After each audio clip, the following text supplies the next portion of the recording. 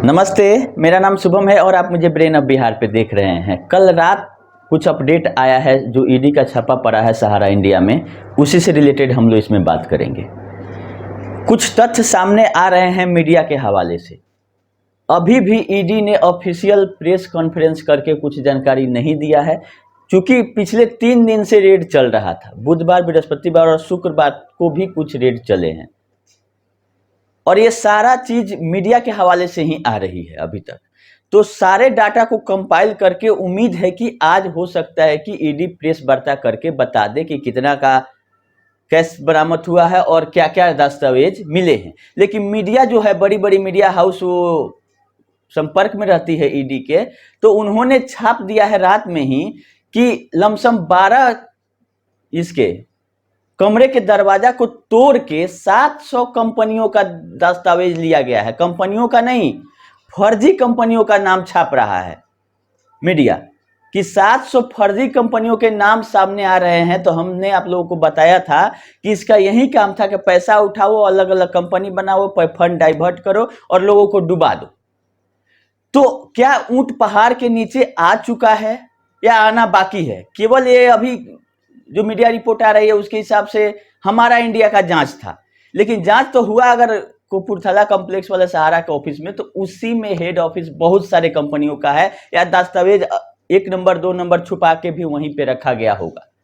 तो वहां का अगर जांच हो गया तो बहुत सारे कच्चे चिट्ठे इनके खुलेंगे।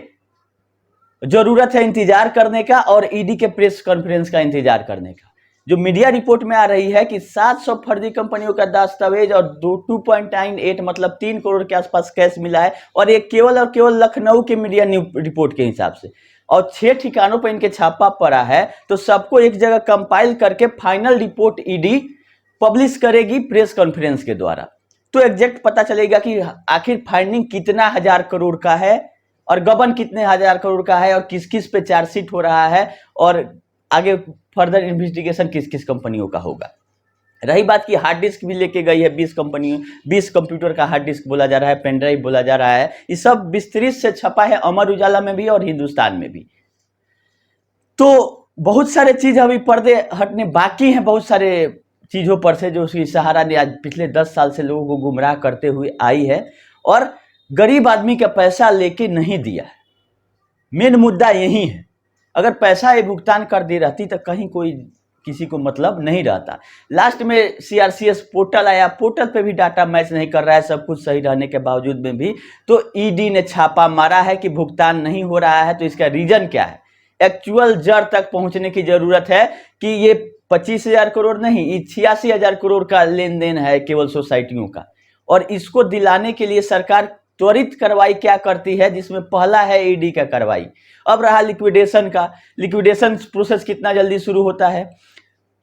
और ईडी के कार्रवाई से यह भी साफ होगा कि पैसा जो आया वो डाइवर्ट हो गया तो किन किन नाम पे गया, किस किस कंपनियों में संपत्ति थी। बहुत सारे जमीन का दस्तावेज भी मिले हैं जो कि दूसरे कंपनी के नाम पर है, जो ये छाप रही है। तो उन कंपनियों से भी रिकवरी जरूरी है, क्योंकि इनका एम्बार्गो का जो बहाना था 14 से, और एम्बार्गो के बावजूद भी जो अलग कंपनियों में संपत्ति थी उसको बेचा गया। तो जांच इस स्तर तक जाना चाहिए कि ये जो इनकी 700 कंपनियां हैं, इसमें भी अगर कोई सेल पिछले 5-7 साल में एम्बार्गो के दौरान हुआ है तो सारे को निरस्त करके पैसा उसका फिर से सहारा से भी या सहारा सीआरसीएस अकाउंट में लाके लोगों का भुगतान कराया जाना चाहिए। क्योंकि ये एम्बार्गो के बहाने में बहुत सारा चीज की है पिछले 7-8 साल में। पैसा देने के लिए इसको लगा था कि एम्बार्गो है, एम्बार्गो है, जबकि एम्बार्गो लगा था उसके बाद हटा लिया गया था ये बोल के कि जो सेल्स कंसिडरेशन होगा जमीन से वो सहारा सेबी में पहले जमा कर देना है 24,000 करोड़, उसके बाद इनको अपना काम करना है। बिक्री पे रोक नहीं था, बिक्री करना है, लेकिन उससे जो पैसा आएगा उसको सहारा सेबी अकाउंट में पहले जाना चाहिए, जो भी सहारा ग्रुप की कंपनियां हैं। तो ग्रुप ही आज तक नहीं पता चला। तो इस जांच में अगर 700 कंपनियों का बात आ रहा है तो इस 700 कंपनियों को सहारा का ग्रुप मानते हुए पिछले 7 सालों में जो इनका सेल्स हुआ है, जो इस संपत्ति को डिपार्ट किए हैं, उसको निरस्त करते हुए या उसका पैसा जहां कहीं भी रखे हैं उसको रिकवरी करके लाके लोगों का भुगतान किया जाना चाहिए, चाहे वो डायरेक्टर के अकाउंट में गया हो चाहे अलग कंपनियों के नाम पे गया हो। तो इस 700 कंपनियों का डाटा ईडी के द्वारा अगर सुप्रीम कोर्ट में कहीं दे दिया जाता है कि ये इनकी लिस्ट है कंपनियों की जहां पे इनकी संपत्ति थी और इस सारे कंपनियों से रिकवरी करके लोगों का भुगतान किया जाना है, क्योंकि 85,000 करोड़ केवल मूलधन का क्लेम हो चुका है पोर्टल पे और ये विथ इंटरेस्ट देने की बात थी जहां की 2 लाख करोड़ से ऊपर हो जाएगी। तो काफी सही दिशा में चल रहा है, लेकिन अभी केवल और केवल मीडिया रिपोर्ट ही आ रही है जिससे हम लोग आप लोग को अपडेट कर रहे हैं। अमर उजाला सबसे पहले अपडेट कर रहा है, आज हिंदुस्तान ने भी कर दिया है और फाइनली सबका कंपाइल करके ईडी जैसे ही प्रेस कॉन्फ्रेंस करेगी वो अपने वेबसाइट पे डालेगी, हम आप लोगों को वैसा अपडेट करेंगे।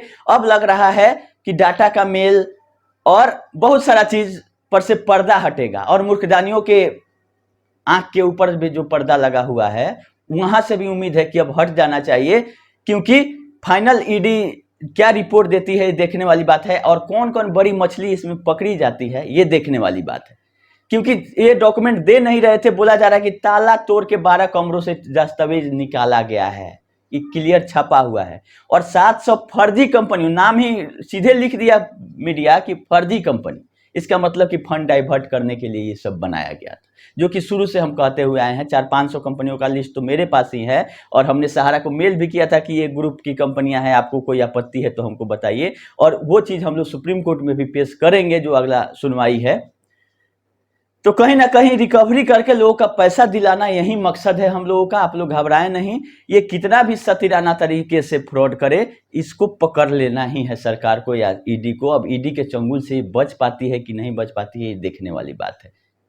चोर कितना भी शातिर हो अपना निशान छोड़ ही जाता है। अगर सहारा सिटी में वहां पे घुसा है ईडी तो कहीं ना कहीं कुछ रिजल्ट जरूर निकालेगा। और ये जो बात आ रही है कि सहारा सिटी पे बुलडोजर चलेगा, ये सब चीज पहले दिखाने के लिए, जैसे इनका था कि पैसा उठाना है तो बहुत सारा चीज इसके पास था, अभी भी है, लेकिन देने वाला नहीं है। वैसे ही सहारा जो शहर है वो किस कंपनी से लीज था, किसका पैसा लगा, ये बोलती है कि 800 करोड़ में डेवलपमेंट में खर्चा हुआ। जब लीज वाला था 30 साल के लिए ही लीज था, ऐसा आ रहा है कि 95 में लीज हुआ था, फिर रिन्यूअल होना है 25 में या 24 में। तो अब रिन्यूअल सरकार नहीं करेगी क्योंकि लीज में जो टर्म एंड कंडीशन था उसका वायलेशन कर चुकी है ये। तो बात आ रही है कि हम लीज रिन्यूअल नहीं करेंगे तो फिर से वो एलडीए की संपत्ति हो जाएगी। अब रहा बात कि ये उस प्रॉपर्टी में जितना खर्चा किए उसका डिमांड ही करेंगे कि हमको दे दिया जाए, जैसे ही भिखमंगी करते हैं। अब तो इनके पास कुछ बचा नहीं, जैसे सारा हॉस्पिटल लगा कि नीलाम हो जाएगा तो बेच के जो भी निकला वो निकाल लिया। वहां भी 117 करोड़ का गमन सामने आया। सर्कल रेट में इधर उधर करके डिपार्टमेंट के आदमी को सेट करके 100 करोड़ का चूना लग गया था, जो कि इस बार पकड़ा गया तो कोई इनके पास जमा करने के सिवा रास्ता नहीं था। तो सहारा देखे कि ये हॉस्पिटल भी नहीं बिकेगा और 100 करोड़ मेरा लग ही जाएगा, उससे अच्छा है कि हॉस्पिटल को बेचते हुए 100 करोड़ वन शॉट में ये जमा कर दिया।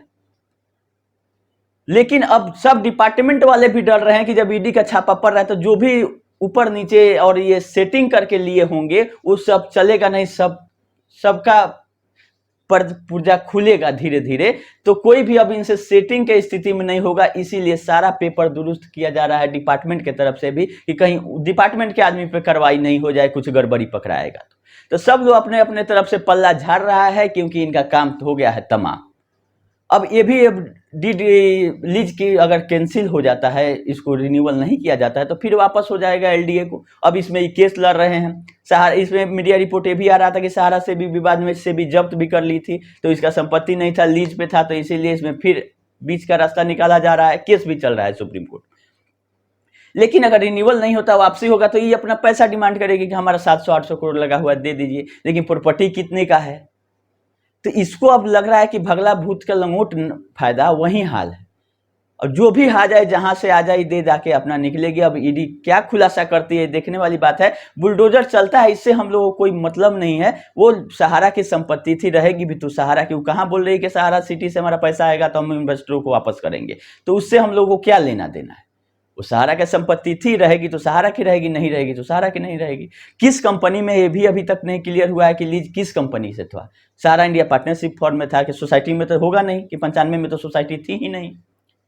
तो वो संपत्ति सहारा की बहुत सारी संपत्तियां है जिसपे कोई पब्लिक लायबिलिटी नहीं है, वो रहेगी। जिसमें पब्लिक की देनदारी है उतने से हम लोगों को मतलब रखना चाहिए। उसका बुलडोजर चले चाहे कुछ भी चले हम लोगों को नहीं मतलब। लेकिन ये दिखाने के लिए पूरा ढाढ़स बनाई हुई थी कि मेरे पास ये है वो है, इतना में लखनऊ सिटी है। पता चला कि कोई भी इसका अपना रजिस्टर्ड नहीं है, सब लीज पे लिया हुआ है। जैसे हॉस्पिटल का लीज 100 साल के लिए था, ये 30 साल पे रिन्यूअल होना है, तो रिन्यूअल का पेमेंट करना होगा। अगर रिन्यूअल नहीं होता है तो जो डेवलपमेंट किए हो सकता है कि उतना वापसी हो, या एलडीए बोल दे कि आपने नियम का उल्लंघन किया इसलिए आपको कुछ नहीं मिलेगा, फिर जाएगा केस सुप्रीम कोर्ट। तो ये कोर्ट का चक्कर इनका लंबा चलते रहेगा। हम लोग को उस तरफ नहीं जाना है। हम लोग को मतलब है कि पोर्टल से पे जो अप्लाई हुआ है उसका पैसा दिला दे। हार्ड डिस्क अगर ईडी लेके गई है तो वहीं अब सरकारी डिपार्टमेंट के पास ही सारा डाटा पहुंच गया है, वहीं से मिलान करके लोगों का पैसा दिलाना शुरू कर दिया जाए, इतने से हम लोगों को मतलब है। इसका तो बनहानी बढ़िया से हो गया है, अब लग रहा है कि खैर इंतजार कीजिए ईडी के प्रेस कॉन्फ्रेंस का। सारे चीजों पर प्रेस कॉन्फ्रेंस में जो आएगा समरी, उसमें विस्तृत चर्चा रहेगी, हम आप लोगों को बताएंगे भी। अभी के लिए इतना ही, धन्यवाद।